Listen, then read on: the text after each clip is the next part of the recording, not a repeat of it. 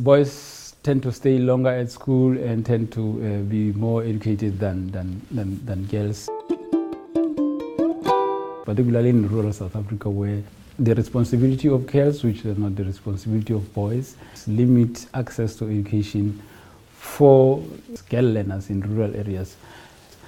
If I can give an example, learners are expected to fetch firewood, fetch water, and maybe take care of the siblings, while boys may not have those responsibilities. And that in itself limits the access to education for girl learners in rural areas. When girls undergo menstruation, it's a huge problem because society does not want to talk about that, even though it's a natural process of health.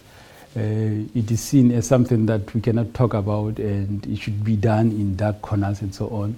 And we know in the past, I've been a teacher for many years, when a girl learner is having a problem with menstruation, we just say go home. And then they are missing out on education again. Girl learners are more vulnerable than boy learners. We can have sexual abuse, we can have many other forms of abuse.